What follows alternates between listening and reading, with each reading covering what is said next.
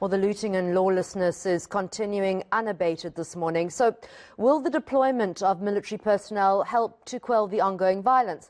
Well, to help us answer this question, let's speak to UCT's research associate at the Centre of Criminology, Simon Howell.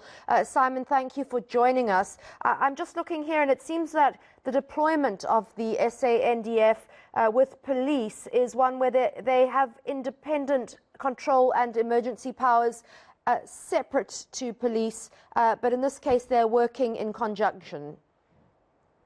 Good morning. Yes, so the military has been tasked with supporting the police in various areas. As a result of, I think the police are on the back foot at the moment, and further resources are needed to engage with the looters and the scale of the looting that has occurred thus far. Simon, the police have seemingly been completely outnumbered, and they seem to have had to act with some restraint because it's women and children who are going in and out of shops. Do you think that they've been told to hold back and keep civilian casualties as low as possible? Well, I think it's very difficult to police, both because they're policing crowds and, as you mentioned, because there are vulnerable people amongst those people in the crowds. I think the police have also learned the lessons of the past in that sense, that they realize that using force can often result in further damage both to their reputation and to individuals. So at the moment, at least, they are being as limited as possible, despite the fact that, the looting continues quite significantly. Simon, do the military have powers of arrest and the ability to intervene against the looters? In this instance, the military should play only a supporting role, so they should simply support the police. They don't have any investigative powers. They don't have any, at least usually, they don't have any right to arrest anyone. So I think they will provide, sort of a resource support and provide boots on the ground, essentially, to help the police control things.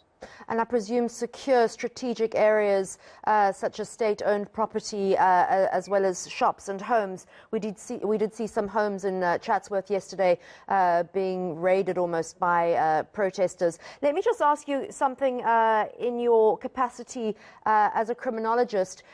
Does a civilian have the right, or a property owner have the right, to shoot at people who are taking their property?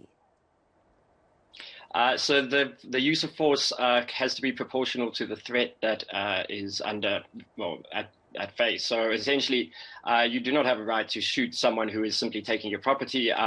Your life has to be in danger in order for you to then defend yourself in a manner that would include shooting someone. At the moment, it's all about proportional response. So if the level of violence against you is high, then you may effect violence back at that level. But if someone is not threatening you in that manner, then you may not take their life, for instance. So if they're looting your shop, you need to stand back and let them just take what they can.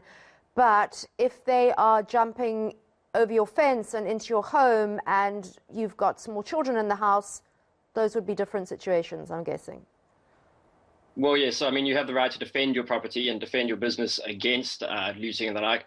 But, in the same breath of saying defense, that does not necessarily mean taking people's lives. So, I mean, you have the right to protect your property in a manner that is commensurate with the threat that it's under. Of course, that can escalate or de-escalate depending on the actual individual instances. All right. Thank you so much for joining us, Dr. Howell. That was Dr. Simon Howell, a researcher at the Centre of Criminology at UCT.